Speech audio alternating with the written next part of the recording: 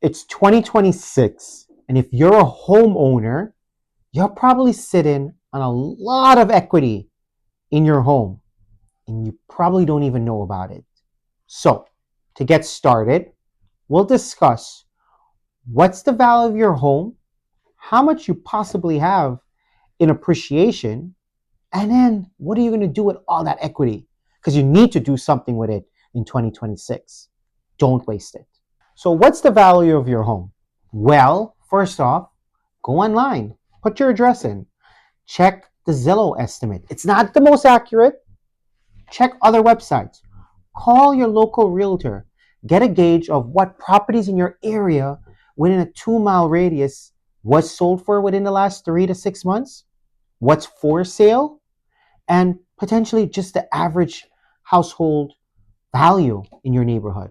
Keep it within a 2-mile radius. You'll be amazed and surprised what your home is actually worth, especially if you bought it 5, 10 years ago. There's significant equity in your home. You just need to know how to unlock that equity. Don't worry, that's why you're here. At DIT Capital Advisors, we'll explain how to use the equity in your home strategically. So now that you got a chance to go online, talk to your local realtors, and see what is the value of your home, how much you appreciate it versus how much debt you have, which means your mortgage or mortgages if you have a home equity, if you don't, and then that gives you the value that's left over. So you have to kind of figure out, what are we going to do with all this money? Because you need to do something. Don't have dead money sitting there. In the business, we call it dead money. And dead money is dead. It's not good to you. So we need to make that money work for you. And we're going to show you different ways how taking the equity out of your home and using it smart and wisely can benefit you and your family for a long time to come. Now, the best part, the part that you came for. Well, what are you going to do with the equity in your home? Well, let's start. It's called a home equity line of credit. Let's say your house is worth $1 million. And today you have a mortgage of $500,000. So you have about $500,000 in equity. The bank will lend you 80%, maybe 90%. For this sake, let's say 80% of the value of your home. So $800,000 minus your mortgage of $500,000, the bank will lend you an additional $300,000. $500,000 mortgage, $300,000 in a second lien position in a home equity line of credit or a home equity loan. So they keep you at a max exposure of 80%. It's great. Now you have $300,000 cash to use. What are you going to do with it? Buy that super expensive watch you wanted? Go buy your Porsche that you really, really, really wanted? Go on a vacation? Do something crazy and wild with it? Or you might say, this guy's crazy. I'm actually going to use it for something that's going to be benefiting me. And that's where I'm going to give you the advice. So all those things I said before, please don't do that. It's not what a home equity is meant for. A home equity is meant for emergencies, unexpected stuff that pops up at any given time, family events, or medical events. Obviously, if your children are getting married and you want to have a really nice wedding for them, go ahead. You can use that and then pay it back. But the smartest way to use the equity in your house is what we help our clients do. And it's simple. You take the equity out, that $300,000, and you buy something that's income producing. You've heard this a million times, and you'll continuously hear it for a few more million times because it's the smartest and most strategic way to use the money in your home. Don't let all that equity sit there and not use it, because the bank's willing to lend you at a super low rate, 6-7% today.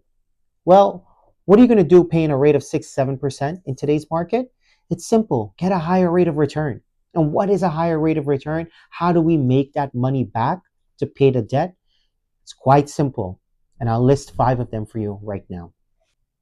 Well, here are the 5 ways that a home equity line of credit can benefit you and make you a few extra dollars every single month. Option number 1 is the most common, probably the best way, is to buy real estate.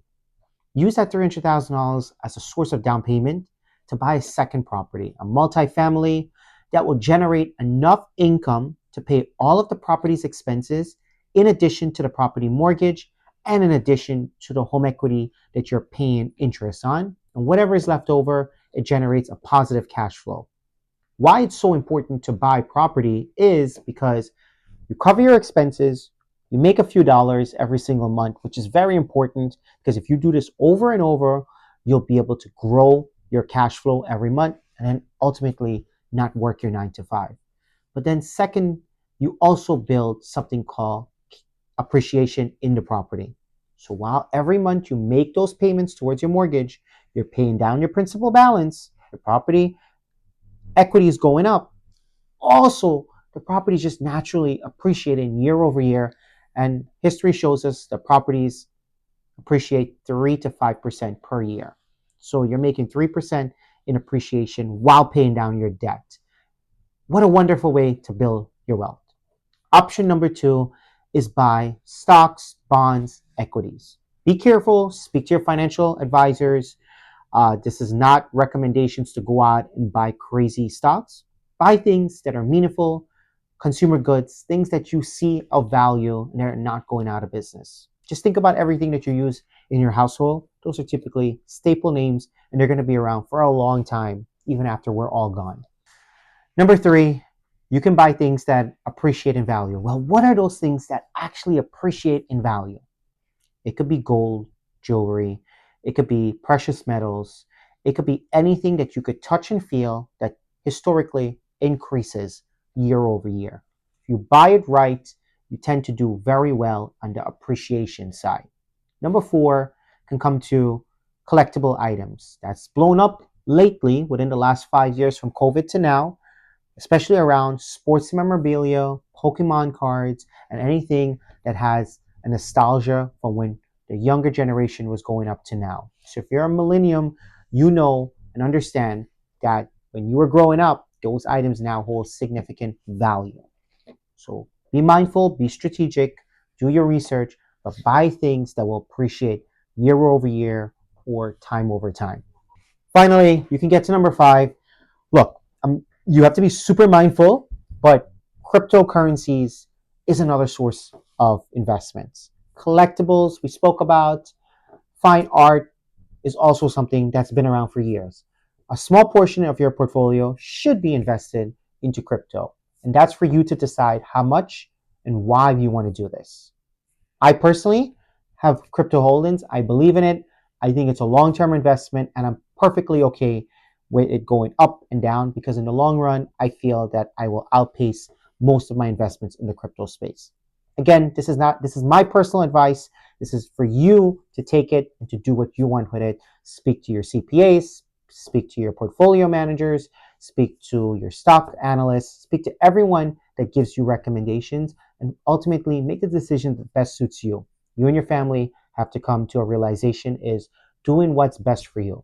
So for me, I believe in real estate, I believe in stocks and bonds and equities, and I believe in the cryptocurrencies. Recently, I got into collectible items from COVID to now, and that's appreciated significantly.